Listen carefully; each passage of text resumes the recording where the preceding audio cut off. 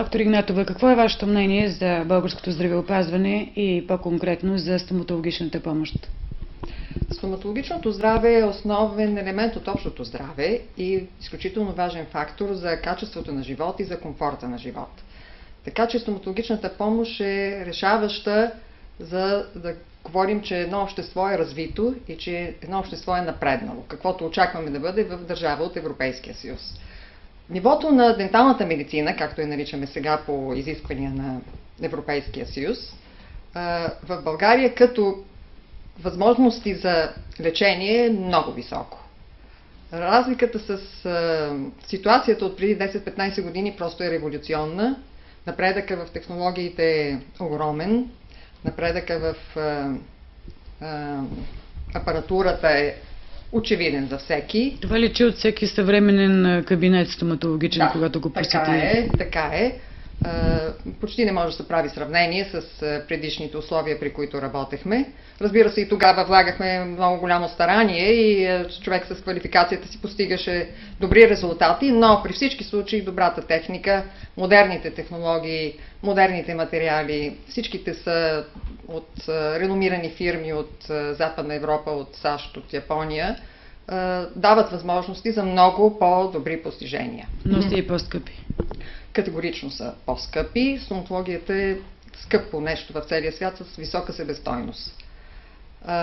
Нивото на стоматологичното здраве в България не мога да кажа, че е високо, защото нивото на стоматологичното обслужване е високо, но масовото ниво на стоматологично здраве не би го нарекла високо. Не е по джоба на българи, нали? Ще ви обясня какво е моето виждане.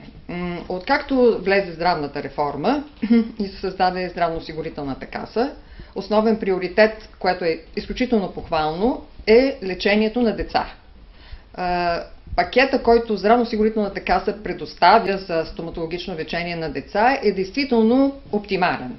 Там забележки не можем да имаме и единственото, върху което трябва да акцентираме, искам да се обърна към вашите зрители, най-вече към родителите, да вложат само усилия и само време, а не финансови инвестиции и ще видят, че ще получат добро стоматологично здраве за децата си, защото здравната каса покрива в много голяма степен лечението на деца до 18 годишна възраст.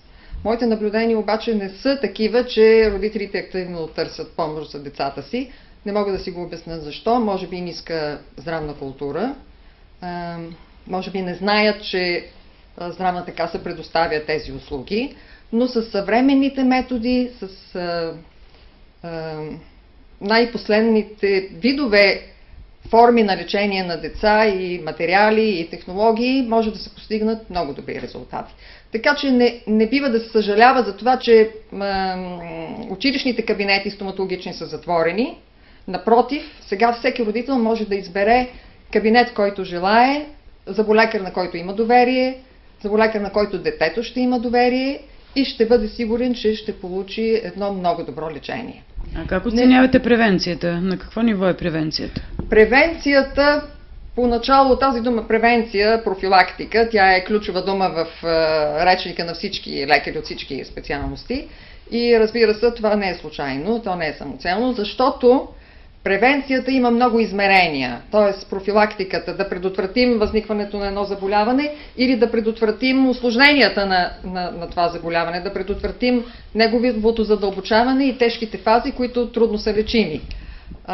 Хубавото в стоматологичните болести, в болестите на дъвкателния апарат и в лицево-челюстната област, че в голямата си част са видими, лесно видими, сравнително лесно диагностицируеми, и поради тази причина могат да бъдат открити в много ранна фаза.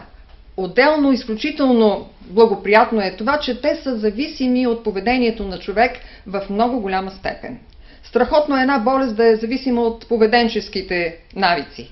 Значи, а да не е зависима само от съдбата или от някакви генетични предразположености или нещо такова, каквито има огромен брой болести. Болестите в нашата област са зависими от поведението. Ако човек е акцентиран върху грижите за оралното си здраве, той ще получи такова, без да се налага сериозно лечение.